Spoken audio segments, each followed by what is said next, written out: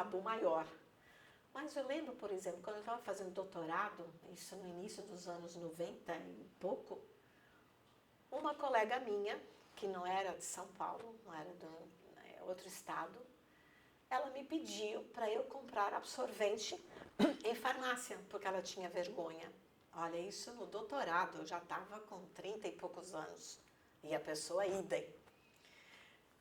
Então, para você ver que essa questão da sexualidade, ela é muito ampla, não é, digamos, o ato em si, né? Ela é muito ampla e envolve muita coisa, né? Há uma ideia, né, de que se acha que a pessoa, ao envelhecer, ela se torna assexuada. Então, uma colega minha, que ela dá aula na medicina, por exemplo, é médica, ela dá aula para o 2º ano de medicina, logo ela fala, vocês já imaginaram os seus avós na cama? Ah, claro, professora. Não, mas estou falando eles fazendo sexo, tá? Imagina, que isso? Né? Isso agora, né? Então, há né, mesmo esse caso que eu falei, né, da mãe que falou, olha, eu vou me inscrever também, né, nesse aplicativo, né, né? Não, o seu lugar não é de namoro, o seu lugar é de outras, de tricô, como se o lugar de velhos fosse fazer pano de prato e tricô, né? Então, há um preconceito muito grande de se achar que, ao se envelhecer, não se vai ter mais desejos, né? E o desejo, ele acompanha até o nosso último respiro. Muda-se, sim, as formas de, digamos, de se sentir prazer, né? Se na vida adulta está muito centrado no ato sexual, eu diria que na velhice, talvez numa velhice mais avançada, possa estar, o prazer possa estar em outras possibilidades, né? Que não o ato em si, né? Mas faz parte do ser humano, né? Faz parte do homem animal, né? Da espécie humana, né? E acompanha até o último momento da vida, né?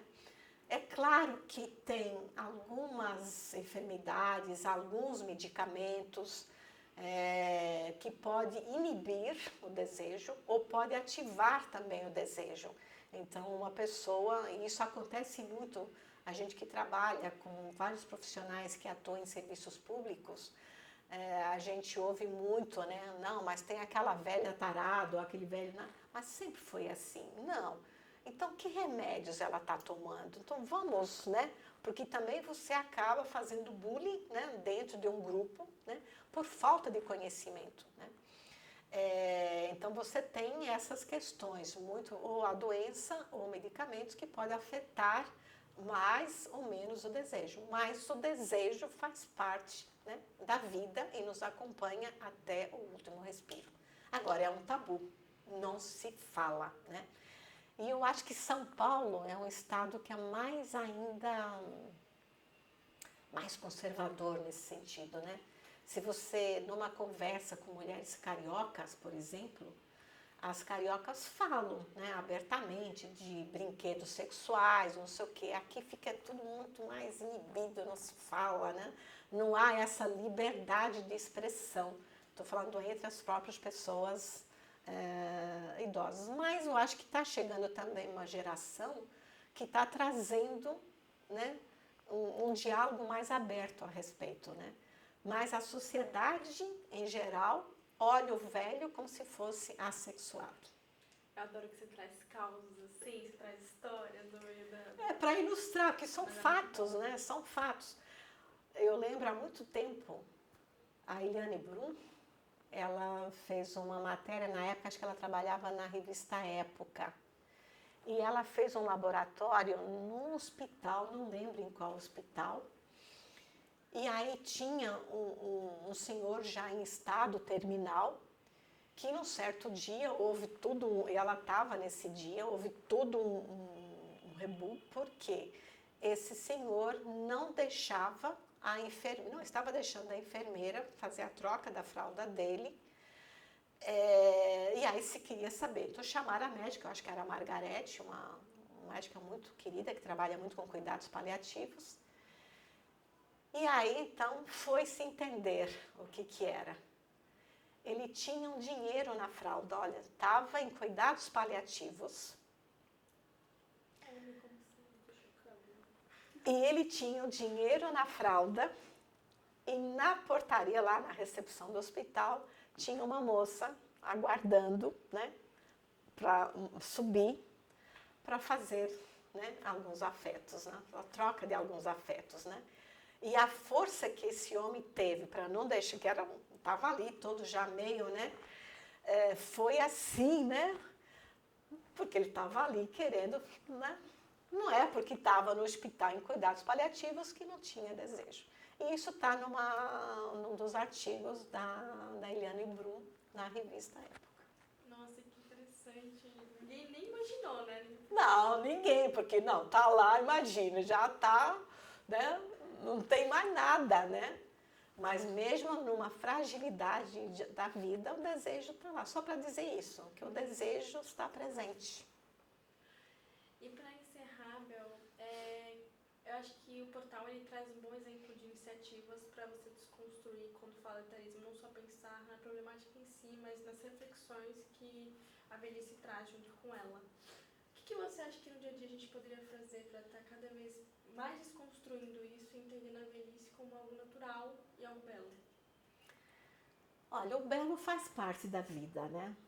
Mas a gente associou a velhice como feio. Então, é um lugar que a sociedade coloca a velhice na gaveta dos feios e coloca os jovens na gaveta dos belos, né? Mas existem belos e feios ao longo da vida, né? A reflexão que eu faço, e hoje está tão na moda, né, a palavra narrativas, que eu venho usando há muito tempo, né? Mas está na moda, né, a palavra narrativas. A gente passa, a nossa trajetória toda, a velhice aparece como um problema, como um fardo, sempre como um lugar não desejável.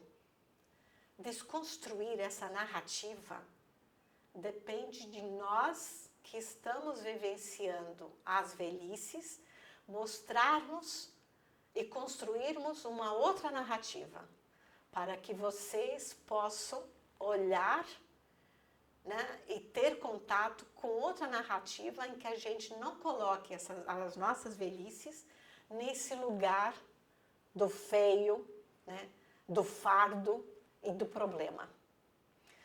É claro que na velhice, nós fazemos, assim, como ser humano, nós somos seres frágeis, somos seres dependentes, é uma condição humana.